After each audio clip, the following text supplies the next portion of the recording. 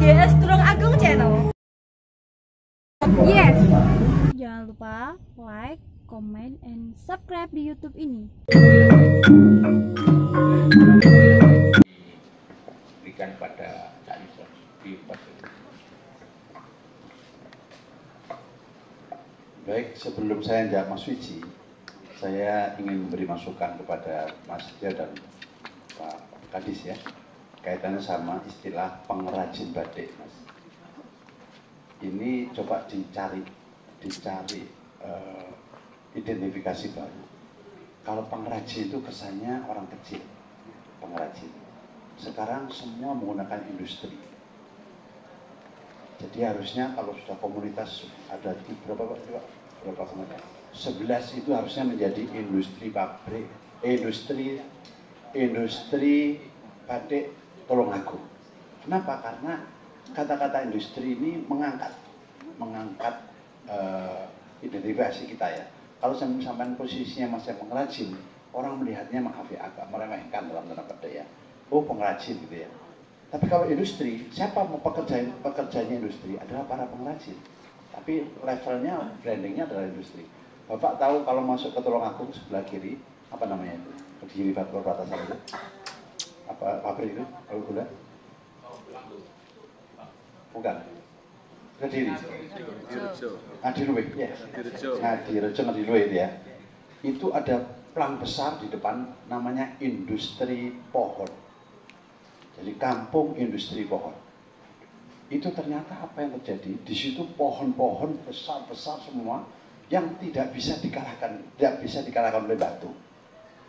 Itu seluruh pohon harganya mulai minimal 1 juta, bahkan ada yang sampai 100 juta satu pohon harganya. Siapakah yang membeli? Adalah orang-orang yang memerlukan pohon itu. Citraland ngambil dari situ, perumahan-perumahan besar malah ngambil dari situ, saya juga ngambil dari situ. Karena memang sebutannya adalah industri pohon. Padahal kan itu sama dengan petani kan. Jadi apa syarat industri nanti kita cari? Kalian bisa ke Google. Apa syarat industri? Misalnya syarat industri, saya kira Mas Hadi sudah menjalankan. Misalnya akuntabel pembukuannya, akuntansinya keren ya, akuntabel. Jadi sudah bisa diperiksa. Banking berarti persyaratan banknya memenuhi syarat. Kalau dapat pinjaman ada syarat-syaratnya sudah terpenuhi. Jadi bisnis sudah bankable kalau orang bank yang menyebut. Ya, bankable ya, sudah bankable. Ketiga, kemudian jaringan. Kalau Anda ngomong industri batik Tulungagung, itu jaringan internasional akan terbangun. Di tempat saya ada namanya digitalisasi pohon, Mas. Sekarang dikerjakan oleh PT Telkom. PT Telkom itu mengelontorkan miliaran duit hanya untuk pohon ini disiram dengan handphone. Jadi dari sini siram, oh pohon 10, oh pohon 120 tercatat di sini untuk disiram di pohon. Saya baru sama teman-teman anak muda, anak ITS, bikin namanya Ternak Park. Itu seluruh ternak yang dimiliki para investor. Satu kandang dimiliki investor, harganya mahal. Tapi seluruh kandang itu ada CCTV, sehingga para investor pemilik itunya tadi bisa melihat dari rumah. Demikian juga batik itu kekuatannya luar biasa. Tinggal dijadikan industri yang pengrajinnya tidak perlu industri ya pengrajin, tapi metodenya, bisnisnya, semua kapitalisasinya harus menggunakan industri supaya kita maju bersama-sama. Dan Tulungagung potensi besar kalau ada 11 pembatik tadi ya. Saya kira masukan pertama. Kemudian Mas Wiji, kenapa kok sekolah nggak pernah diajari? Sampai hari ini Pak tidak diajar. Maka seluruh lulusan universitas hampir 90% mengharapkan jadi PNS, menjadi pegawai. Sementara nggak mungkin PNS menampung jutaan saja. Maka kalau hari ini ada 9 juta anak lulusan perguruan tinggi kemudian tidak bisa bekerja karena tidak diajari entrepreneur sejak sekolah, sejak kuliah. 9 juta hari ini pengangguran. Lulusan sarjana tahun kemarin. 2 tahun berturut-turut mereka tidak dapat pekerjaan. Maka kalau Bapak lihat ada orang buka lowongan kerja yang anti ratusan, ribuan bahkan di Jakarta itu. Kenapa? Karena mereka tidak diajari entrepreneur sejak sekolah sampai kuliah. Maka kami masuk Pak, kami Ikatan Saudara Muslim masuk ke perguruan tinggi, bagaimana supaya ada jurusan bisnis. Kita undang narasumbernya orang-orang yang sudah praktisi, kayak Mas Adi ini bisa menjadi narasumber di kampus-kampus. Nanti kalau kampus di Tulungagung mungkin Pak Kadis bisa mengajak mereka. Bagaimana ada kuliah-kuliah entrepreneur dari Pak Hadi, dari para pengusaha-pengusaha di sini, supaya mereka keluar nanti nggak bingung. Jadi kita mulai di Tulungagung, kampus-kampus, sekolah-sekolah, maaf, dulu ada jurusan di suatu sekolah namanya SMK. Kalau bahasa saya nih, singkatannya dari sekolah, mari ini sekolah kerja, SMK. Sekolah, mari kerja ya. Niatnya begitu. Apa yang terjadi? Sekarang pengangguran terbesar lulusan SLTA adalah SMK. Karena mereka disangka jadi mesin. Ada yang jurusannya sepeda motor nggak bisa ngajakan yang lain. Jurusannya multimedia nggak bisa ngajakan yang lain. Sementara kebutuhan itu sangat minim. Pengangguran cepat ya ditata. Pengangguran terbesar dari lulusan SMA adalah dari SMK. Problem lagi. Kemudian Dinas Pendidikan seprovinsi bikin acara namanya SMK double track, misalnya sekarang ada SMA double track di sekolah-sekolah ini ya. Karena bingung, ini mana lulusan nggak bisa siap kerja gitu ya. Jadi itulah problem kita Pak Puji, bahwa memang ada masalah di pendidikan kita. Masalah di dunia usaha tidak bisa dilepaskan dari pendidikan kita. Sejak kecil anak-anak tidak diajari. Dan dengan cek pendidikan di Indonesia, anak Indonesia yang namanya disiplin antri saja nggak bisa. Disiplin antri loh nggak bisa. Kenapa? Karena sejak TK diajarin baca. Di Jepang selama TK tidak pernah ada pelajaran selain antri, selain tertib, itu aja. Basicnya diselesaikan itu dulu.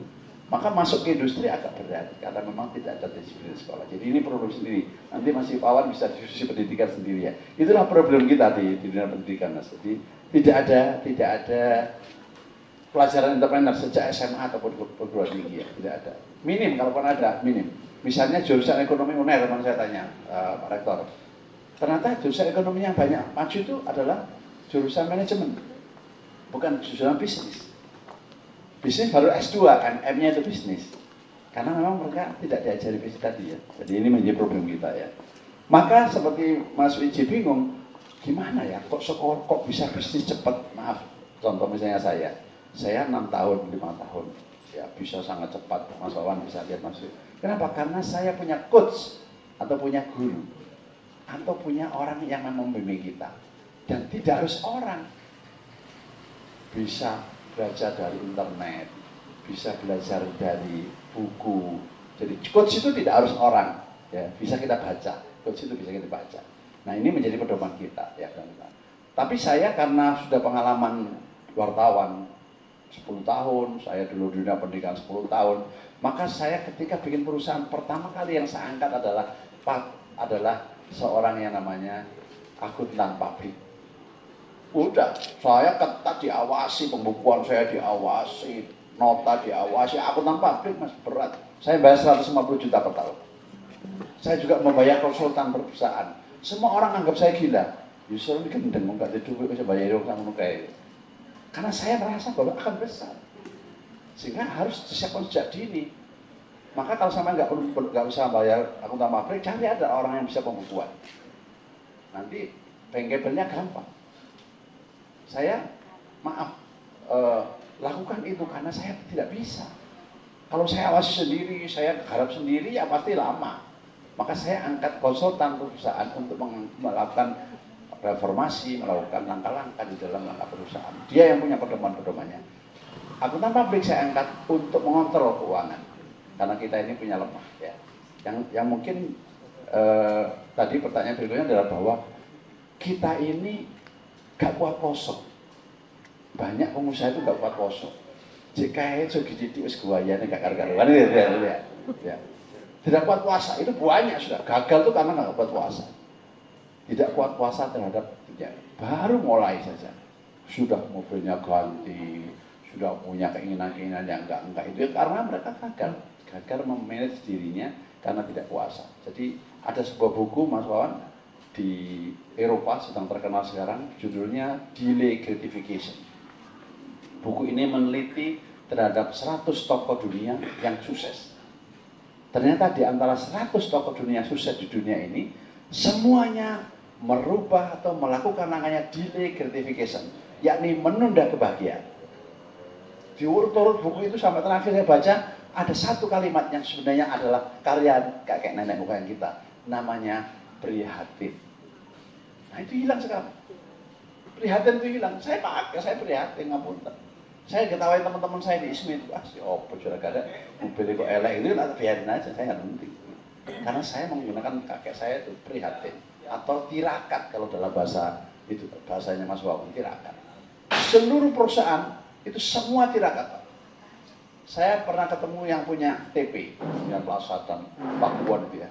Zaman tahun kira-kira 10 tahun lalu, kemana-mana sudah naik mobilnya Cherry. Cherry itu, semua orang sudah pakai sedan, dia pakai Cherry. Kemarin ketemu, saya kebetulan diundang di antara 80 orang usia 80 tahun, Pak Umar namanya. Pak Umar itu, Pak Umar masih pakai Cherry? Ya enggak, Bang, sekarang pakai Kijang. Padahal beli apa saja udah bisa. Karena dia mau pakai teori delay gratification. Saya nggak mau gembira sekarang, biar yang gembira anak cucu kita. Biar yang gembira dalam masa depan, biar lahir legasinya. Nanti punya TP mas, punya pakuan, perumahan, punya apa saja, hidupnya sederhana. Tapi anak sekarang enggak, anak muda sekarang baru bekerja, baru dapat uang 10 miliar, yang uangnya dia, padahal bukannya dia, uangnya orang banyak yang harus dikembangkan. Ini yang menjadi pedoman kita. Kita masuk di kampus, di sekolah, memang harus diajari yang namanya delay gratification. Pencipta Microsoft Word, Bill Gates itu sama dengan Pak Hari tadi, Romo Hari. Bill Gates ketika kecil, sekarang orang kaya dunia, Bill Gates itu. Dia tidur saja, orang bayar royalti kepada dia, Microsoft itu. Bahkan kekayaannya dia sekarang hampir sama dengan APBN Indonesia. Berapa itu? 5.000 triliun itu. Hampir sama dengan kekayaan Indonesia. Satu orang di Amerika, namanya Bill Gates. Ketika kecil, diajari oleh gurunya. Bill Gates ditanya, Bill Gates, kamu besok kalau besar pengen jadi apa? Kamu kalau besar pengennya cita-citanya apa? Gigit waktu SD mengatakan, saya kalau besar nanti pengen berkarya sebuah karya yang karya saya itu bermanfaat untuk seluruh penduduk bumi. Di seluruh rumah-rumah penduduk bumi ada karya saya. Maka dia penciptakan namanya Microsoft. Microsoft itu seluruh handphone pakai Microsoft, laptop, komputer sedunia pakai Microsoft. Sekarang pesawat bisa lumpuh di dunia ini kalau Microsoftnya hancur. Dan dia tiap menit mendapatkan royalti sangat banyak dari orang yang menggunakan. Jadi dia tidak, saya pengen kaya, saya jadi insinyur, dah. Saya ingin berkarya, yang karya saya itu manfaat banyak orang. Sejak kecil SD, kelas 4 SD, sudah punya visi besar. Dan Bapak kalau tahu sekalian, kalau Bapak lihat pencipta Facebook, pencipta Elon Musk, pencipta mesin mobil listrik segala itu, orang-orang yang hidupnya sangat sederhana. Sangat sederhana. Kenapa? Karena dia ingin berkarya, yang karyanya itu menjadi legacy kehidupan ke depan. Gitu ya. Saya kira begitu teman-teman. Oh inovasi Pak Adi, Pak Bawari ya, inovasi. Pasar itu didikte oleh industri Pak Adi. Jangan keliru. Pasar itu mengikuti apa kemauan kita, inovator. Bukan pasar, bukan inovator mengikuti pasar. Tapi inovasinya harus kuat. Harus berkibar besar, baru pasar ikut. Wes jangan lihat itu yang namanya handphone. Nokia bisa mati Pak. Nokia sebesar itu industri Nokia dunia itu bisa mati sekarang. Kalah sama siapa sekarang? Samsung dari Korea. Kenapa? Karena Samsung bikin inovasi habis-habisan besar-besaran, dunia mengikutinya semua penduduk bumi. Nokia minggir, para Nokia itu keren, paling bagus karyanya. Bisa hancur ya, hanya karena inovasinya Samsung. Maka inovasi ini kekuatan yang luar biasa. Kalau jenengan punya karya, misalnya, inovasinya diperbanyak. Dan jenengan pemimpin pasar, Mas Adi, para pembatik pemimpin pasar, nggak bisa didikte oleh pasar. Nggak bisa kalau didikte pasar kita akan bisa jadi, nggak bisa. Bikin karya yang kita mendikte pasar. Saya kecil-kecilan Pak, bikin mendikte pasar. Dulu semua wisatawan, tempat-tempat wisata di Jombang, di Wonosalam itu, semua ngeluh Pak, karena orang masuk kan 15.000, 20.000. Berapa ribu orang datang sebulan? Saya bilang, ya itu sekaman salah. Berapa pendapatan yang itu? Kapan baliknya modal 10 miliar itu? Saya lakukan inovasi. Inovasi Pak, saya gratiskan semua wisata saya. Silakan masuk bebas. Tapi untuk yang camp, yang nginap di villa-villa saya, yang training tempat saya, harganya mahal. Per orang misalnya 200.000. Tapi kita siapkan makan, kita sampai layan per orang. Dan itu jumlahnya ribuan sampai hari ini orang datang berdorong-dorong karena mahal. Bukan karena murah. Tapi yang wisata gratis, saya nggak ambil. Silakan orang mau wisata, mau foto, tak bukakan. Dan orang-orang marah, loh gimana sih Pak Yusuf? Semua orang nyari uang untuk mencari tiket, ini malah digratiskan. Saya gratis. Karena saya tahu ada potensi yang lain yang bisa diambil. Tapi kemudian inovasi diteruskan tadi. Saya teruskan apa? Saya bekerja sama-sama Kemendikbud pusat. Saya kerjasama Dinas Pendidikan Provinsi. Untuk apa? Pembelanjaannya, pembayarannya tidak lagi menggunakan cash. Semuanya sipla. Seperti sistem pelayanan online ya, Kemendikbud. Jadi mereka bayar ke Kemendikbud sana. Saya terima uangnya dari pemerintah. Sudah ada aturannya. Oh bos itu sekolah sekarang mana? Tulungagung ini melimpah Pak. Sama cek. Dana bos masuk ke Tulungagung itu berapa miliar? Setiap bulannya, setiap tahunnya. Berapa ratus miliar? Satu sekolah bisa menerima 5 miliar. Itu potensi besar, tapi tidak digunakan oleh teman-teman pengusaha. Tidak digunakan. Satu sekolah bisa menerima 5 miliar satu tahun. Jadi kalau ngomong batik, mau ngomong apa itu penguasaan ada di kita. Tergantung kita memimpin pasar ini. Bagaimana mereka bisa menggunakan pasar itu. Jadi inovasi tapi harus kuat. Powernya harus kuat Pak. Tidak boleh setengah-tengah. Lawan kita Cina, lawan kita impor ya, barang impor yang murah-murah itu ya. Apa sekarang batik pada Pak, toko pabrik tekstil di Sritek sudah mau tutup ya. Sudah mau tutup. Bahan baku tidak diambil, tidak bisa diambil. Tutup semua Indonesia nanti. Kalau tidak inovasi. Apunten Pak Kadis.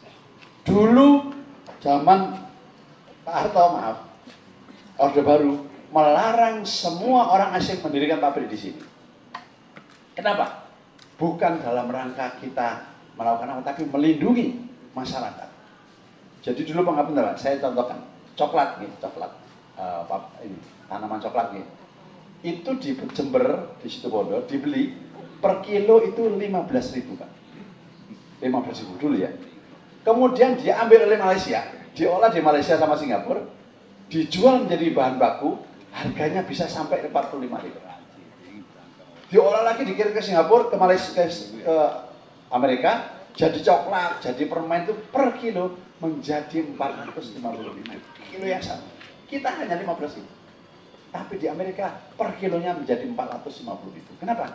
Karena kita ke sana dibeli oleh Malaysia tadi, kemudian di Singapura dibeli ke mereka, diolah menjadi coklat, menjadi permen, itu harganya jadi mahal. Apunten. Dulu orang Amerika kaya raya dari sini. Tapi orang Amerika, orang Eropa sekarang diundang mendirikan pabrik di Indonesia semua. Sehingga kekayaan tetap di mereka. Bahkan mereka malah lebih kekayaannya investor asing itu. Kenapa? Karena mereka tidak perlu kirim barang ke Amerika. Cukup barangnya dari sini, dari kargo tadi yang di Jember, di Sulawesi itu, dijual langsung ke pabrik Amerika di sini. Melipat gandakan luar biasa. Itu yang disebut inovasi. Kalau kita orang Tulungagung panen jagung, masih dijual jagung, pasti miskin namanya. Kalau orang Tulungagung panen coklat atau panen kacang, dijual kacang, miskin namanya. Kenapa? Karena tidak bisa, itu tidak boleh lagi. Kalau kita nanam padi, harus tidak dijual padi. Kalau kita nanam jagung, harus tidak dijual jagung. Ada inovasi dari pemerintah daerah dengan swasta untuk melahirkan karya-karya, misalnya pabrikasi, macam-macam. Coba Bapak lihat kalau kita beli popcorn di McDonald itu. Popcorn ya, berapa harganya popcorn itu? Harganya sudah hampir 25.000 atau 15.000. Itu berapa jagung itu Pak? Sementara jagung kita 1 kilo berapa harganya? Karena kreativitas dan inovasi. Jadi memang waktunya cara berpikir mindsetnya kita, pemerintah dan kita swasta itu harus berubah bareng-bareng. Pemerintah dukung infrastruktur, pemerintah dukung daya gunaan yang lain. Link dibantu pemerintah, tapi orang swasta juga harus kreatif dan inovatif. Tadi contohnya sederhana. Kalau orang puger, orang popoh ya di sini katanya, jual ikan atau dijual ikan, dia akan miskin namanya. Sudah tidak bisa jual ikan sekarang. Dikuasai oleh Cina, dikuasai oleh Vietnam. Maka harus ada pabrik-pabrik pengolahan ikan di sini. Kalau mau masak air makmur, bikin pabrik-pabrik pengolahan ikan. Pemerintah khawatir memberi pabrik pengolahan ikan apa? Untuk supaya masyarakat berdaya guna, kemudian semakin makmur karena pendapatannya banyak. Tapi kalau selama masih jual ikan, ambil di laut, diambil ikan, terus dijual ikan lagi, dia akan miskin selamanya, menjadi nelayan miskin selamanya, karena tidak ada inovasi. Bapak cek sekarang ke Vietnam, seluruh ikan pelayanan haji, ikan dori, ikan macam-macam di pelayanan haji, semuanya tidak ambil dari Indonesia, termasuk memakan jemaah haji Indonesia, ambil dari Vietnam. Kenapa? Karena murah sekali ikan di Vietnam. Pabrik-pabrik beli di Vietnam. Kenapa? Karena seluruh ikan dari Vietnam itu sudah diambil, diperas, dagingnya diambil, kulitnya diambil, minyaknya diambil. Untuk apa? Untuk kosmetik minyaknya, kulitnya, untuk yang lain. Jadi untuk kosmetik macam-macam. Jika ikan yang dikirim ke Saudi oleh Vietnam itu sangat murah, dan Indonesia selalu kalah. Karena sudah ada industri masuk, negara hadir memberdayakan nelayan, negara hadir memberi kewenangan, memberi kekuatan kepada masyarakat. Hadirnya negara penting untuk memberi pemberdayaan. Tadi Pak Kadis cerita saya di sana bahwa pemerintah tidak boleh megang wisata, tidak boleh bikin perusahaan. Maaf ya Pak Kadis, perusahaan daerah di mana-mana tidak ada yang maju, kecuali mungkin BPR ya yang maju karena uangnya banyak ya. Tapi yang lainnya tidak maju. Kenapa? Karena cara berpikirnya mau beda. Nek pemerintah kan bingung, wedi. Nek pengusahanya kan delok kan. Nekat sih kalau tadi gitu ya. Nah ini cara berpikir. Nah, di mana peran pemerintah? Menyiapkan infrastruktur seperti tadi Bapak bilang, menyiapkan ini pasarnya, pasar batik disiapkan, menyiapkan regulasinya, menyiapkan perlindungannya, ya perlindungannya. Itu dilakukan pemerintah, tidak bisa masyarakat melindungi sendiri. Harus pemerintah hadir melindungi dengan hak cipta, haki dan seterusnya. Tapi pasar biarkan serahkan kepada swasta. Saya kira begitu tadi, Romo. Jadi itu yang mungkin inovasi. Inovasi harus berani, memang harus berani. Dan pemimpinnya yang mudah-mudahan bupati ke depan menjadi orang yang inovator. Tidak bisa tambah inovator. Harus butuh pemimpin yang punya visi ke depan untuk bagaimana bangun dorongan. Ya, saya berikan tepuk tangan kepada memang Cak Yusron itu mengawali karirnya sebagai wartawan di Surabaya Post, yang notabene bahwa wartawan itu identik dengan sebenarnya nih, menguasai sedikit ilmu sebenarnya terhadap banyak hal. Jadi wartawan itu identik menguasai sedikit ilmu, tapi mencakup banyak hal.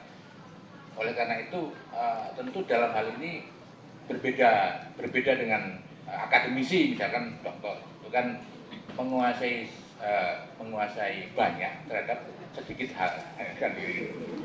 Tetapi bahwa pengalaman wartawan sebagaimana yang dilakukan Cak Yusron tadi itu ternyata bisa mengembangkan dalam banyak perspektif, banyak hal. Terutama Cak Yusron ini juga mempunyai pengalaman yaitu di bidang motivasi pendidikan, yaitu di MAP, menebar energi positif, yang selama berapa tahun Cak Yusron? 10 tahun. Jadi menebar energi positif itu dilakukan misalnya 2 hari minimal, saat itu minimal diikuti 200 orang yang untuk mempersiapkan guru-guru untuk sertifikasi. Jadi satu angkatan itu 200 orang, sedangkan di daerah Mojokerto itu kalau tidak salah sudah lebih dari 30 angkatan, di Jember juga demikian lebih dari 30 angkatan, di Batam dan sebagainya. Jadi satu kali sesi itu 200 orang guru yang notabene adalah calon penerima sertifikasi guru. Nah, selanjutnya kepada Bapak Dr. Selamat tentang inovasi tadi, melanjutkan dari pertanyaan Bobo hari ini. Terima kasih. Jadi apa yang disampaikan Bobo Haryono memang salah satu permasalahan dari pelaku usaha ekonomi kita itu adalah human resources. Pak Widi, sebenarnya ada program dari Kemenkop terkait dengan entrepreneur hub namanya. Kemarin sudah dilaksanakan di provinsi.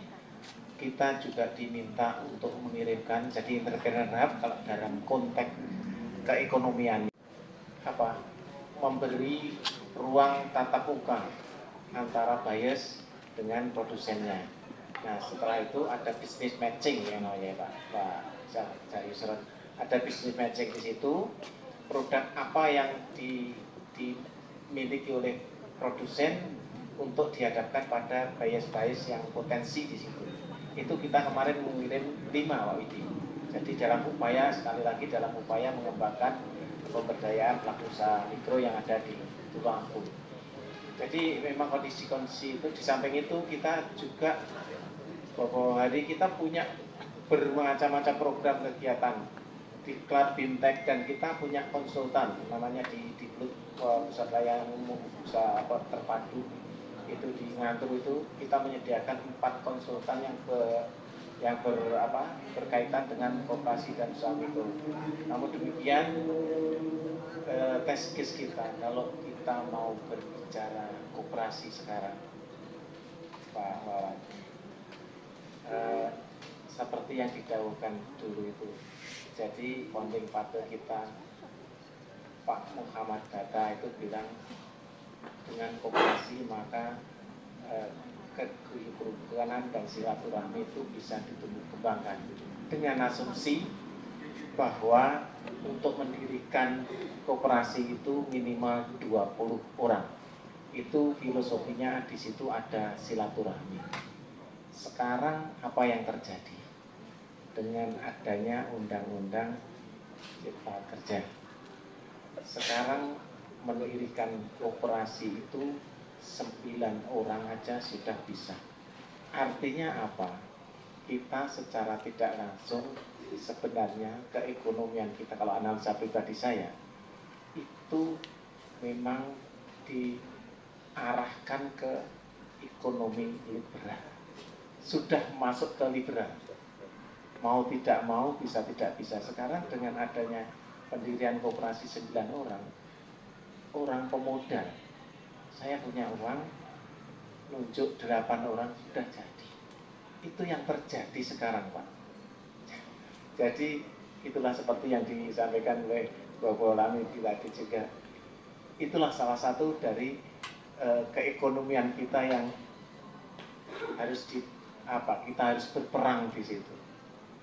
Jadi kondisi-kondisi itu tuh sekarang sudah bercamuk di kita. Oleh karena itu, dalam upaya itu semua, kita terus menyelenggarakan kegiatan-kegiatan yang kaitannya, kalau di koperasi itu ada sejenis kita pelatihan yang sifatnya profesional, sertifikasi kompetensi kinerja nasional Indonesia (KNI). Itu bagi pengurus koperasi itu ada istilahnya sertifikat di situ. Sertifikat itu yang melalui ujian, nantinya ada lembaga penjamin sertifikasi LPS yang menyelenggarakan di situ, ada nilainya juga.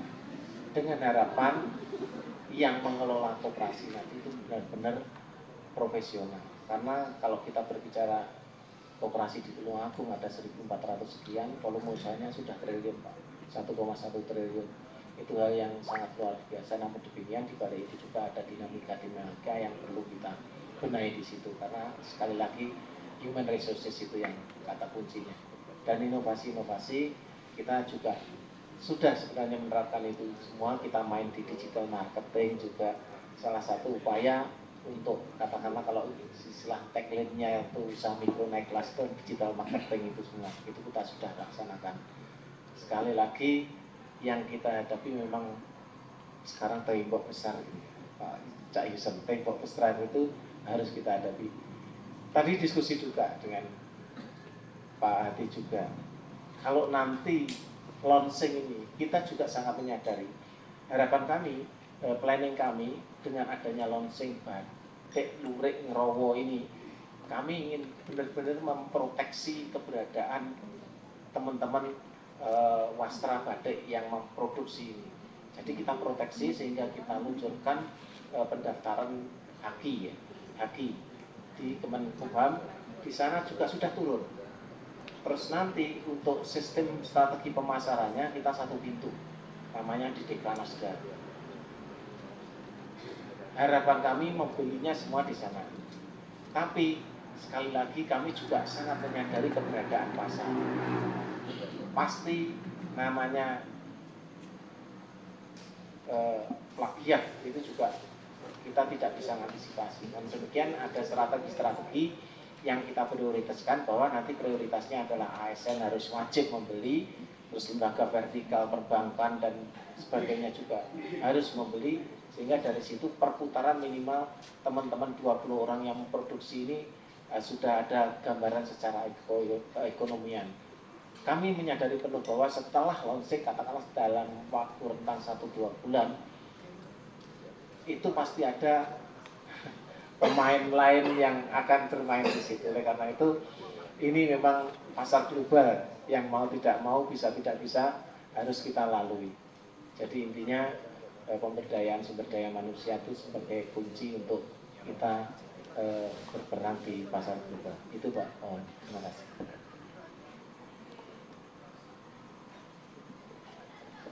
Oke, terima kasih Pak Selamat. Untuk filosofi batik Bumi Ngrawa Mas Edi, yang 9 itu apakah identik dengan angka paling tinggi? Mungkin gitu. Ataukah ini identik dengan Wali Songo kok 9? Terima kasih. Terima kasih Mas Broto. Ini memang dalam menuangkan desain motif kemarin itu kita sudah menarasikan dan sudah mengkonsep bahwa motif lurik Bumi Ngrawa itu mengambil inspirasi dari wilayah Tulungagung dahulu kala berupa rawa-rawa, maka lahirlah motif batik lurik Bumi Ngrawa. Dalam motif luriknya berupa banyu mili berjumlah jajar 9 lekuan yang melambangkan aliran air yang terus mengalir menghadirkan kebaruan dan kejernihan. 9 merupakan angka terakhir yang menyimbolkan penyelesaian dan memiliki nilai tertinggi. Jadi juga mewakili puncak pengalaman dan kebijaksanaan. Terus kemudian nanti untuk warna itu dasar hitam, kemudian kita combine dengan warna coklat keemasan, kuning keemasan. Jadi kombinasi itu bahwa warna hitam itu menyimbolkan dari ketegasan, coklat itu kedamaian, dan ya merasa yang memakai itu nanti merasa ayem di hatinya masing-masing. Demikian Mas Broto penjelasan kami. Terima kasih Mas Sohon. Nah, ini setidaknya forum ini bagaimana menggulirkan gagasan, ide dan gagasan sebagaimana yang disampaikan para narasumber pada malam hari ini. Baiklah, untuk yang pertama pada Kak Yusron dari pertanyaan Pak Taufik tentang silabus tadi itu, apakah itu perlu tahunan atau bulanan dan sebagainya tentang silabus tadi. Terima kasih. Baik, terima kasih. Mudah-mudahan ini sesi terakhir Mas. Karena jam 5. Oke. Besok pagi ini Kak Yusron ada acara jam 6 pagi bersama Pak Dahlan Iskan dan Pak Bupati Ipin di Trenggalek ya. Jam 6 pagi. Sarapan pagi terus langsung dialog gitu pagi-pagi. Baik, Mas Pak Taufik ya, Pak Taufik. Jadi Pak Taufik sekarang ini ada namanya ilmu inovasi di pertanian ya. Jadi kalau ngomong lahan yang terbatas itu tidak akan ada masalah. Tidak akan ada masalah. Jadi kalau tadi ngomong silabus yang kami susun itu juga tidak akan ada masalah. Misalnya contoh Pak, ya. Contoh. Dulu satu pohon durian itu pendapatannya paling harganya kita dapat, petani dapat. Itu kira-kira paling maksimal itu 5 juta Pak. Satu pohon. Kenapa? Karena pohonnya dibiarkan hidup sendiri. Apa kata Tuhan, nggak tahu disiram, nggak pernah dipupuk gitu ya. Maka buahnya memang banyak, tapi nilainya rendah. Pertama. Sehingga ilmu inovasi melahirkan apa? Misalnya, satu pohon bisa dijadikan harganya mahal, dapatnya bisa 50 juta. Caranya bagaimana? Misalnya, pohon-pohon yang besar itu Pak, sekarang ada ilmu, sudah bisa dipasang bibit-bibit unggul. Pohon besar dikasih interest, top walking namanya, istilahnya top walking, ditempelin durian mahal. Misalnya musangke, duri hitam dari Malaysia itu ya, macam-macam ditempel, duri matahari dari itu. Yang harganya satu buah ini sudah 1 juta. Kalau dulu kan 75.000 Pak satu pohon. Sekarang sudah ada ilmu bagaimana pohon itu bisa menghasilkan banyak dengan ilmu. Jadi topoking, dikasih topoking. Oh, satu pohon ini bisa menjadi 5 macam buah. Bisa hari ini, karena ilmunya ada. Ya, jadi seperti tadi Romo Hari bilang bahwa bagaimana pertanian yang dulu pendapatannya 6 ton, bagaimana nanti 10 ton ke depan. Itu semua ada ilmunya. Ya. Sehingga namanya pengembangan wilayah lahan itu tidak menjadi kewajiban. Meskipun teorinya memang wajib, tapi ada ilmu-ilmu baru. Misalnya gini Pak, di tempat kami ada 1.500 pohon. Itu kalau tidak menggunakan teknologi, di gunung itu Pak, nyiram saja problem. Ngasih pupuk saja problem. Maka kami kerjasama sama Telkom Pusat, PT Telkom Pusat. Riset di situ, bikin namanya riset di kebun saya. Seluruh pohon dikasih deteksi Pak. Dikasih deteksi. Untuk apa? Untuk, oh ini kurang air, oh ini kurang pupuk, oh ini suhunya sekian. Itu ada alatnya Pak, diletakkan di pohon-pohon itu. Sehingga kita cek di laptop, oh ada pohon. Jadi semua pohon di tempat kami ada nomornya Pak. Dikasih nomor satu-satu. Sehingga mengetahui ada masalah nggak di pohon ini. Oh ada penyakit, ketahuan Pak, dari deteksi yang dipasang Telkom tadi. Bikin prototype. Dulu saya protes sama orang Telkom, Pak, sama bis 2 miliar hanya garap gini, di Cina lo sudah jualan. Nanti ngomong Cina ini, oh ini ya, di Cina. Cina sudah jualan, namanya pohon itu sudah ada deteksinya semua pohon-pohon di sana. Tapi karena Indonesia ingin inovasi, akhirnya Telkom melahirkan inovasi itu ya. Jadi silabus akan berkembang Pak, tidak bisa berhenti. Akan berkembang terus dengan kondisi yang terus berubah. Dulu ada anak-anak perlu belajar itu butuhnya waktu, ngapunten, sekolah seperti sekarang 6 tahun, sekarang di negara maju tidak perlu 6 tahun Pak. Untuk pembelajaran ya, untuk mata pelajaran. Tapi untuk pendidikannya tetap, tapi untuk mata pelajaran enggak. Sekarang ada teori-teori membaca cepat, teori membaca cepat sangat banyak. Dari Tommy Busen dari Australia melahirkan karya di mana kalau zaman kita kecil dulu namanya diringkes Pak. Dulu kan diringkes ya. Jadi ada pelajaran diringkes gitu, akhirnya 1 semester itu selesai. Itu Tommy Busen mengeluarkan, sekarang dipakai sekolah-sekolah maju. Ada teori namanya mind mapping. Jadi mind mapping. Jadi pelajaran itu diringkes, akhirnya cukup dilajari 2 minggu selesai yang seharusnya 1 semester. Karena otaknya sama. Hanya metodenya yang berubah. Demikian juga di pertanian. Seperti tadi Boy ceritain tadi, atau dari S3 dari Mas Sony. Ada cara-cara baru yang ilmu ini semakin maju. Harus diterapkan. Kalau enggak kita berat gitu ya. Jadi memang ada inovasi, silabus kami terus berkembang Pak. Maka kami menggandeng. Sekarang ini kampus butuh Pak, mitra industri namanya. Kampus sangat membutuhkan. Kami punya mitra industri UNER, Fakultas Ekonomi, Fakultas Biologi, Fakultas Fisika, jurusan Fisika, macam-macam kita punya mitra. Mereka lah yang bekerja untuk itu. Sekarang ada Merdeka Belajar, di mana seluruh anak kampus 1 semester harus di pekerjaan. Di tempat kami 50 anak harus praktek di situ, meneliti tentang pohon, meneliti tentang serangga, meneliti tentang apa, menemukan teorinya itu harus wajib 5 bulan di kebun kami untuk apa? Untuk dapat poin 1 semester. Gitu ya. Itu dibiayai negara, semua dibiayai negara. Negara ini kaya sebenarnya Pak, membiayai banyak gitu. Hanya kadang-kadang kita nggak tahu caranya. Jadi intinya kalau kita inovasi, tadi akan tetap maju, nggak ada masalah. Lahan nggak ada masalah. Tapi seperti Mas Sony tadi bilang, kalau tidak hati-hati, kita ini saya kemarin tadi pagi itu ke mana?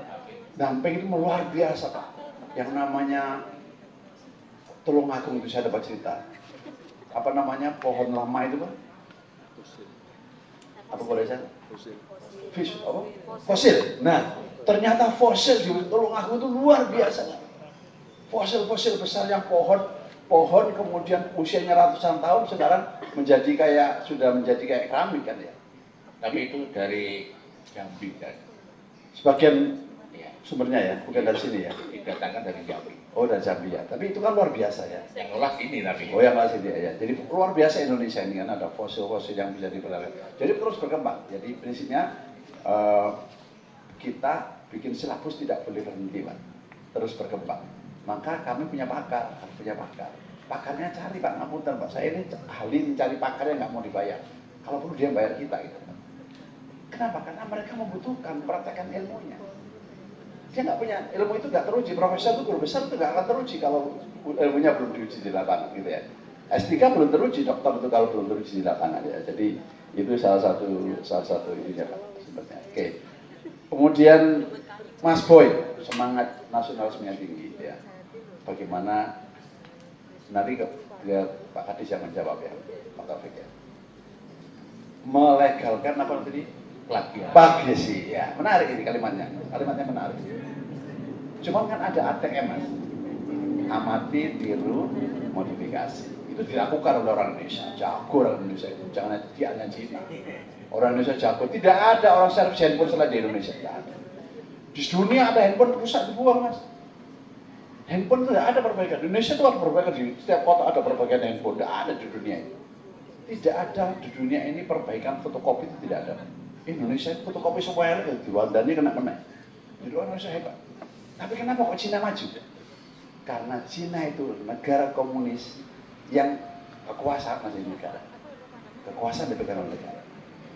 Maaf, sama nggak bisa hidup di Cina. Oh gajinya cuil-cuil orang-orang itu. Gak ada harganya mas, masyarakat itu mas. Tapi karena pekerja keras ya mereka makmur juga. Tapi orang kecil-kecil di gang-gang, di kampung-kampung itu bikin mur, sudah motor, bikin gear. Di sini malah bisa, nggak bisa sih. Paling tadi bikin batik itu, bikin gear itu mas. Di kampung-kampung kecil-kecil. HP itu juga industri masyarakat. Industri. Karena mereka maaf negara komunis yang dikendalikan oleh negara. Justru sama harus belajar ke Thailand kalau mau belajar. Thailand itu satu tropis sama kita. Kenapa seluruh buah-buahan sekarang ini dikuasai Thailand? Ayo kalau buah-buahan. Karena di sana diatur oleh negara.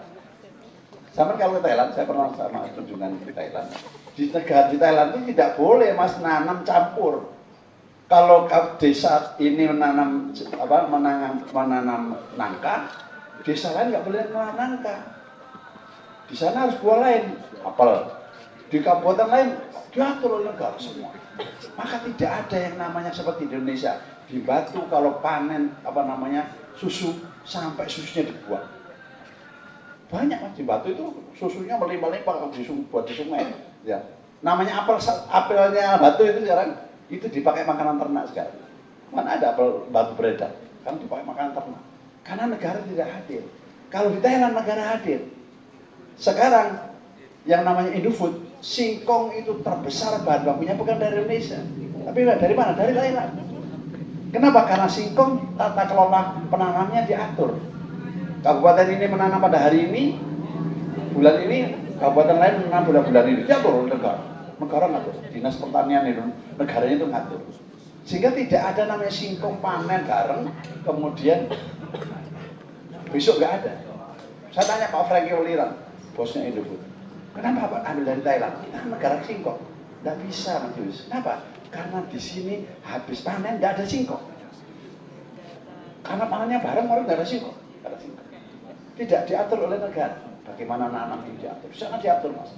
Karena raja berkuasa. Di Thailand kuasa. Kenapa kok sekarang durian enak dari Thailand? Karena seluruh kebunnya dulu kebunnya narkoba, kebunnya ganja. Raja merintah, ganja dipotongin semua, ada durian enak dari durian sana sampai ganja dikit. Karena raja berkuasa dan ngatur tata kelolanya. Mengapa problem tadi pupuk dari masa Masoni ya? Pupuk. Tidak bisa kalau Indonesia tetap seperti sekarang pupuk dikendalikan nasional, tidak bisa, akan hancur.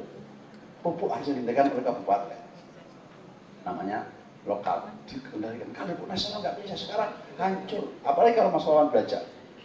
Sekarang ada orang nanam dikasih lombok, dikasih apa di itu, kan jangan sirik ya. Coba pelajari, nggak sirik gitu. Kenapa hama pergi? Kenapa kok nggak ada namanya tikus masuk? Orang Jawa sudah dipakeri di setiap pojok-pojok sawah ada lombok, ada brambang. Itu bukan sirik, itu tradisi orang Jawa yang menguasai itu. Dan itu dilakukan di Thailand. Tapi tidak menggunakan itu, tapi dirabuk.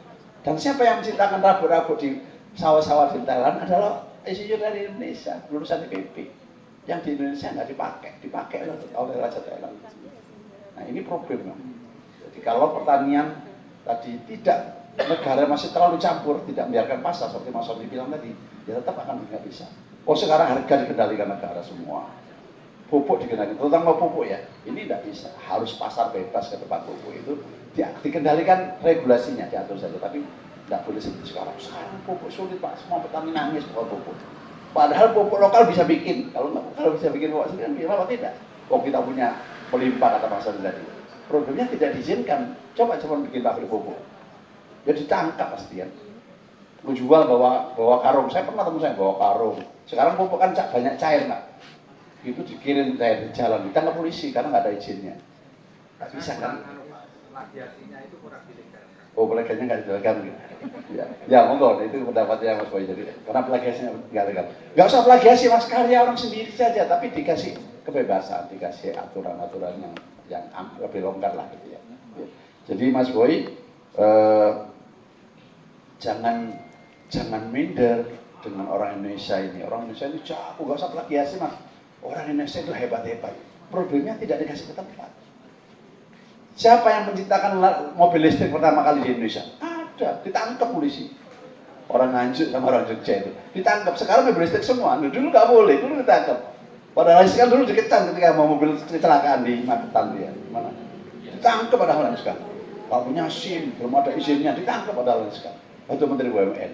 Sekarang semua orang pakai mobil listrik dulu. Dulu nggak boleh. Jadi kita ini ketinggalan terus oleh zaman. Dulu nggak boleh. Oh sekarang boleh, sekarang dikasih subsidi lagi, tapi bukan produk itu, produk Cina. Kalau sama beli mobil listrik dapat subsidi 10 juta, beli motor dapat subsidi 1 juta. Kenapa? Produknya dari luar. Kenapa? Ada nilai-nilai yang tadi Pak beliau bilang, yang namanya kapitalis, yang namanya liberal itu ada di situ. Dan itu masuk di dalam kerangka-kerangka nasional yang kita tidak bisa menghindari. Itulah yang terjadi sekarang. Problemnya yang terakhir yang mungkin sama kalau perlu plagiasi Cina, plagiasi Cina, ambil apa? Seluruh koruptor dihukum mati. Itu di Cina. Coba diterapkan di Indonesia. Bagus itu terlaksana. Negara akan maju. Itu yang diplagiasi. Seluruh koruptor di Cina dihukum mati, termasuk presidennya, termasuk perdana menteri, termasuk menteri-menteri, langsung dihukum mati. Coba Indonesia lakukan itu. Oh akan mudah. Kemarin Pak Luhut datang ke Fakultas Ekonomi UI Indonesia. Tanya kenapa ya ekonomi Indonesia nggak maju-maju? Kata Pak Luhut, ada masalah apa ekonomi kita ini? Kenapa kok digitnya nggak naik-naik? Bahkan krisisnya menerus. Tahun ini krisis yang besar. Kalau jangan tahu pengusaha seperti saya ini, banyak pengusaha hari ini kolab. Berat Pak. Sampai akhir tahun nggak tahu terjadi apa terjadi. Pak Luhut datang ke UI, Fakultas Ekonomi, tanya, kenapa ekonomi nggak maju? Jawabannya Profesor Rongkat Ghazali mengatakan, Bapak keliru datang di sini. Loh kok keliru? Ini bukan soal ekonomi, tapi soal hukum. Negara nggak maju karena hukum tidak ditegakkan, karena korupsi merajalela, uang rakyat diambil. Nggak akan ada investor masuk. Seluruh investor mundur semua. Elon Musk itu sudah dikasih batik, sudah datang ke sini disambut. Nggak. Investasi ke Vietnam. Nggak jadi di sini, semua nggak jadi di sini. Kenapa? Karena dia tidak punya jaminan usaha yang untuk di sini. Karena jaminan hukumnya tidak ada. Jadi kalau mau plagiasi dari Cina, ambil itu plagiasi. Hukum koruptor dengan benar dan sebagainya. Itu menjadi kekuatan kita ke depan ya. Jadi Mas Boy semangat melegalkan plagiasi tadi ya. Tapi yang tepat, ada tempatnya ya. Jadi Mas Sony daya juang luar biasa, mau datang mau membangun Tulungagung, dan saya ingin menyampaikan teman-teman satu terakhir bahwa ilmunya Ma'iyah, Mas Wawan, Mas Sony itu dari Banun adalah bukan sekedar ngaji, tapi urip. Ma'iyah itu melingkar Mas Wawan. Maka kalau Anda punya masalah, jangan pernah berhadapan, tapi melingkar. Dan seluruh teori Ma'iyah itu, Banun mengatakan kepada Zaki adik saya, Cak Yus sudah gembol nang seluruh Indonesia. Cara apanya? Tidak berhadapan. Saya selalu melingkar. Apa saja saya lakukan melingkar? Tidak pernah saya berhadapan. Maka banyak selesai masalah. Misalnya contoh konkret. Kemarin ada Kajari baru di Jombang. Kepada Kejaksaan Negeri kan ya di Jombang. Terus saya telepon teman-teman di Kejaksaan Agung, teman-teman saya lama. Bos, WA Kajari, saya mau menghadap, gitu ya. Terus langsung marah teman saya di Kejaksaan. Gak boleh Mas Yus, sampean senior kok. Dia suruh ngadep. Tak tahu ya. Langsung gak cari telepon, kemudian langsung nyari saya. Tidur di villa saya malah. Bos, saya mau tidur sini. Oke, siap. Melingkar saya, gak pernah saya datang wajah ini menghadap saya mengenalkan diri, enggak Pak. Cara lain melingkar luar pulau Jakarta set. Banyak hal bisnis begitu saya lakukan. Semua melingkar. Saya tidak pernah berhadapan. Ngapunten, saya orang yang teguh. Kalau Anda nggak setuju, nggak percaya saya, monggo. Kalau saya bisnis juga gitu, saya nggak perlu, saya nggak minta Pak, tolonglah beli Pak villa saya, enggak saya. Kalau Bapak nggak percaya, enggak, monggo. Banyak yang tempat lain. Ini contohnya untuk melingkar. Jadi melingkar itu dengan cara keluar dari apa yang dihadapi. Dan kalau Anda mau maju, seluruh manajer, seluruh direktur di dunia, bahkan di Indonesia ini, seluruhnya berawal dari menyelesaikan masalah. Kalau Anda satu hari menyelesaikan satu masalah, level Anda di bawah. Tapi kalau Anda bisa sehari menyelesaikan 2 masalah, 3 masalah, 8 masalah, maka Anda terus meningkat level diri. Kualitas diri kita meningkat, kualitas kepemimpinan kita meningkat, kualitas hidup kita meningkat, dan posisionnya kita di depan manusia, bahkan kita di depan Tuhan akan meningkat karena kita setiap hari menyelesaikan banyak masalah. Pak Kadis, manajer di Jakarta itu Pak, Telkom, Pertamina itu Pak, ada yang gajinya 1 bulan 100 juta Pak. Tapi bulan depan bisa menerima 170 juta. Kenapa? Karena dia yang 70 juta adalah bonus menyelesaikan masalah. Seluruh manajer di swasta utama itu semua. Menyelesaikan masalah itu kalau dalam dunia pekerjaan ada imbalannya dengan gaji tinggi. Saya tanya soal teman saya, direktur BUMN, gajinya 200 juta. Wah, sama kok nerima 270 juta, 280 juta. Ini bonus, karena 1 bulan ini saya menyelesaikan banyak masalah. Tapi istrinya sudah beritahu Mas, nanti jangan-jangan curiga ya loh. Mari 200 kok 70 gitu ya. Nah, ini solusi. Kita pribadi masing-masing, ayo belajar kalau mau meningkat. Setiap hari selesaikan banyak masalah. Banyak masalah itu macam-macam. Ada masalah yang kecil kualitasnya, ada yang masalah berat, menghadapi masalah besar. Besok mengalami berat lagi, maka semakin hari Anda akan menyelesaikan masalah-masalah yang berat, Anda akan menjadi manusia berkualitas. Dan terus meningkat posisi sosial kita. Karena menyelesaikan masalah itu adalah pembelajaran terbaik.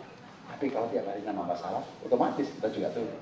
Iko bedino masalah gitu ya. Maka dia akan turun terus. Tapi orang yang menyelesaikan masalah adalah orang yang punya masa depan, orang yang punya kualitas diri, orang yang akan mampu menghadapi. Mohon maaf atas kekurangnya. Assalamualaikum warahmatullahi wabarakatuh. Waalaikumsalam. Terima kasih Cak Yusron tentang pandangan-pandangannya, bahwa apa yang disampaikan Cak Yusron itu selalu menginspirasi kita. Artinya ini salah satu contoh karakter pemimpin. Pemimpin itu senantiasa memberikan inspirasi pada audiensnya. Dan juga tadi menyinggung Ma'iyah, di dalam Ma'iyah itu memang melingkar. Jadi melingkar bukan hanya itu, tapi juga ada jalan zigzag atau holistik. Yang lurus itu juga sudah biasa, jalan lurus itu kan biasa. Ada lagi yang zigzag atau melingkar dan holistik dan sebagainya yang diperkenalkan dalam Ma'iyah. Misalnya juga ada sudut pandang, tapi bukan hanya sudut pandang, tapi juga cakrawala pandang dan sebagainya. Jadi artinya melihat kayak tawaf itu bukan hanya satu sisi, tetapi melihat dari berbagai sisi. Ini simbol dari tawaf. Selanjutnya silakan Pak Selamat. Terima kasih. Jadi sukses story secara baik saja. Tugas saya adalah mempersiapkan seperti disampaikan Mas Boy tadi. Kami menyadari penuh plagiat itu salah satunya printing itu sudah dari Cina luar biasa. Oleh karena itu kami mempersiapkan teman-teman dari pelaku batik wastra itu bagaimana kita mengedukasi sehingga produk kearifan lokal itu masih bisa kita pertahankan. Itu yang terus kami kawal Mas Boy. Begitu juga inovasi-inovasi yang lain. Mas Sony tadi kedaulatan penuh petani kalau itu bisa dicantumkan, itu di daerah itu ada namanya BRIDA Mas Sony. Jadi di situ ada Badan Riset dan Inovasi Daerah. Mungkin itu yang menjadi saluran utama nanti hak-hak dari petani kalau sudah menciptakan sesuatu kegiatan yang bisa diproteksi, mungkin bisa konsultasi ke BRIDA. Saya pikir itu dari kami. Terima kasih. Terima kasih Pak Selamat. Tepuk tangan kepada narasumber kita. Selanjutnya untuk Mas Hadi, silakan menanggapi dari pandangan teman-teman tadi itu. Terima kasih. Menanggapi dari Mas Boy tadi, kita enak plagiat kemudian plagiat batik, bisa iya seperti itu. Ini sebagai kata-kata saya yang terakhir. Ini saya akan membacakan sebuah puisi tentang batik. Pada ketulusan hati yang tekun, tangan-tangan sabar bergerak lembut, diawali dari sebelah kanan pada babaran kain putih, melantunkan doa, menggoreskan canting, mengikuti goresan harapan agar tekan pada tujuan, menggores garis lurus, lengkung daun, lekuk-lekuk kembang, menggambar gejolak bara, menggambar burung mengepakkan sayap, menggambar kupu-kupu menyesap madu dari butik sari, menggambar sekaring jagat, menggambar kehidupan, titik-titik air, matahari mengabarkan sukacita pada selembar kain yang menjelma penuh warna-warni ragam motif. Sampailah pada salah satu niat yang tekan karena ketekunan, yang tekan karena ketekunan, yang tekan karena ketekunan. Terima kasih. Wassalamualaikum warahmatullahi wabarakatuh. Terima kasih. Satu persatu pertanyaan dari teman-teman sudah ditanggapi dan dijawab oleh para pemantik atau narasumber pada malam hari ini, Pak Yusron, Pak Slamet, dan Mas Hadi. Tiba gilirannya mungkin kita akhiri acara ini, tapi sebelum itu nanti itu masih ada bakso-bakso di belakang itu. Bapak Ibu yang sudah hadir pada malam hari ini di acara Forum Saraswati Budaya di Lotus Garden Tulungagung dan didukung oleh Renio Coffee. Semoga kita dapat bertemu lagi di pertemuan selanjutnya, yaitu di bulan Agustus. Terima kasih dari saya. Wassalamualaikum warahmatullahi wabarakatuh. Yes, Tulungagung Channel, yes.